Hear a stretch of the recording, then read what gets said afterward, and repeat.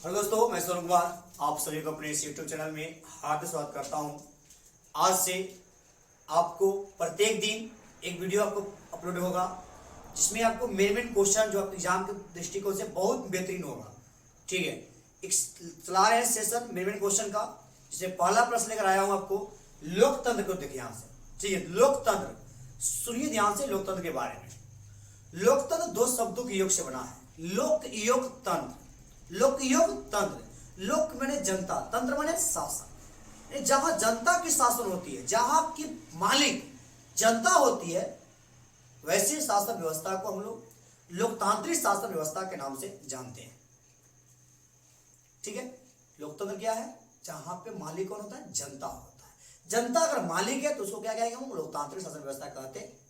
ठीक है, ध्यान दीजिए, इसको लिख दिया हूं मैं शॉर्ट में इसको। ठीक है, लोकतंत्र, लोक योगतंत्र, लोक यानी जनता, तंत्र माने शासन, जनता की शासन, यानी वैसी शासन व्यवस्था जिसमें सत्ता यानी सरकार की बागडोर कमान जनता के हाथों में होती है, लोकतंत्र कहलाती है।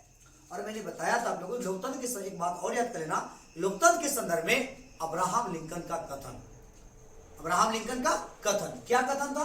कहा था उन्होंने कि लोकतंत्र जो है वह जनता की है, जनता के लिए है, तथा जनता के द्वारा की गई क्या है? शासन व्यवस्था होती है। ठीक है, देखो लोकतंत्र में मालिक ही जनता है, एक बेहतरीन शासन प्रणाली है, इसका मूल आधार है। ये डिपेंड किस पर करता है? इस शासन व्यवस्था में आजादी है, समानता है, भाईचारा है, नागरिकों की गरिमा में वृद्धि की जाती है, एक इज्जत मिलता है, सभी को समान दृष्टिकोण से देखा जाता है। इसलिए इसको हम लोकतंत्र, एक लोकतांत्रिक शासन व्यवस्था को बेहतर शासन प्रणाली के नाम से जानते हैं। मैंने लिखा है इसको, देखो लोकतंत्र का मूल आधार क्या? स्वतंत्रता, समानता, भाईचारा, एक चौथा प्रणाली सत्य, नागरिकों की गरिमा में वृद्धि, ये मूल आधार होती है।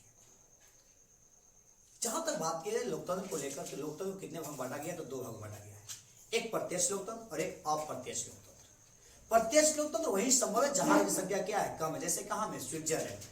स्विट्जरलैंड में क्या है? आपको प्रत्यक्ष लोकतंत्र है। ठीक है, अप्रत्यक्ष लोकतंत्र क्या है? जहां की आबादी क्या है? ज्यादा। जैसे भारत, भारत में कौन सी शासन व्यवस्था है? वो आपका अप्रत्यक्ष है। क्या है?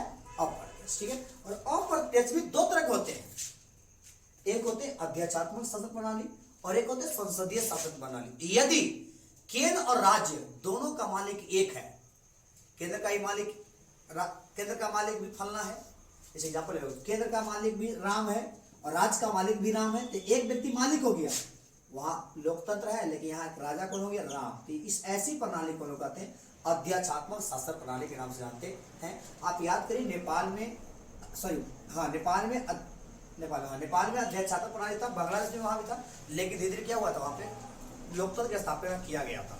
ठीक है, राजा वीरेंद्र सिंह, ज्ञानेंद्र सिंह, पढ़े होंगे आप लोग, पढ़िएगा आप लोग आगे जाके। ठीक है, इसमें औपचारिक और वास्तविक दोनों का मालिक क्या है? एक होता है, उसे क्या कहते हैं लोग? अध्यक्षात्मक शासन प्रणाली के नाम से जानते हैं। और संसदीय नहीं बताता कि केंद्र और राज्य दोनों का मालिक अगर अलग अलग है तो समझ लीजिए वो क्या है? संसदीय शासन प्रणाली होती है, यानी केंद्र का ही मालिक अलग और राज्य का ही मालिक अलग। तो इस तरह से आप लोगों ने लोकतंत्र को बेहतरीन तरीके से समझे। अगले क्वेश्चन बात करें, इसका नाम है सत्ता की साझेदारी। ध्यान दीजिएगा, सत्ता की साझेदारी क्या होती है? तो सब जानते हैं सत्ता यानी सरकार, साझेदारी यानी पार्टनरशिप। यदि सरकार के अंग में, सरकार के काम में यदि समाज के हर वर्ग के लोग भाग ले रहा है, या तो वह अमीर वर्ग का हो, पूंजीपति वर्ग हो, श्रमिक वर्ग हो या मध्यम वर्ग हो, सभी वर्ग के लोग अगर भाग ले रहा है, या तो प्रत्यक्ष हो या अप्रत्यक्ष हो, लेकिन भाग अगर ले रहा है, तो इस भाग लेने की जो प्रक्रिया है, इस प्रक्रिया को ही सत्ता की साझेदारी कही जाती है। ठीक है, सत्ता की साझेदारी होना बहुत जरूरी है, बहुत जरूरी है सत्ता की साझेदारी होनी। सत्ता की साझेदारी होने से क्या होता है? सरकार निरंकुश होने से बचती है, सरकार मनमानी नहीं कर पाती है, क्योंकि सबको सत्ता को बंटवारा कर दिया जाता है, विकेंद्रीकरण कर दिया जाता है। ठीक है, दूसरी फायदा क्या है? सत्ता की साझेदारी हो जाने से जो भी अंग है सरकार का, उस सभी सारे अंग अपने अपने शक्ति का दुरुपयोग नहीं करता है। तीसरी फायदा क्या है? इससे देश की एकता बनी रहती है, अखंडता बनी रहती है, शांति बनी रहती है। साथ ही साथ ये भी होता है कि इससे सत्ता की साझेदारी होने से जो समाज के लोग भाग लिए हैं, तो सबों ने भाग लेने के कारण वे सभी अपने अपने काम के, अपने अपने हित को लेकर आपस में टकराते कभी नहीं है।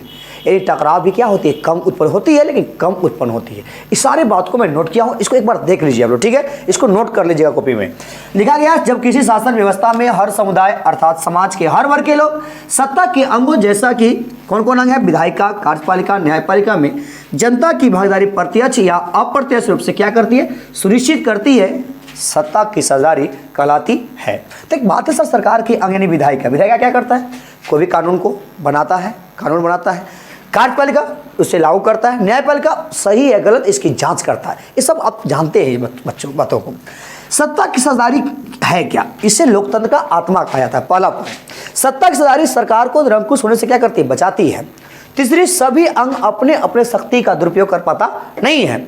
साथ ही साथ देश की एकता में, अखंडता में, शांति बनाने में क्या करता है, मदद करता है। और क्या लिखा गया है, वो समुदाय के बीच टकराव की स्थिति का कम उत्पन्न करती है। तो इसी तरह से आपको रोज एक वीडियो मिलेगा, एक क्वेश्चन का, दो क्वेश्चन का, ठीक है।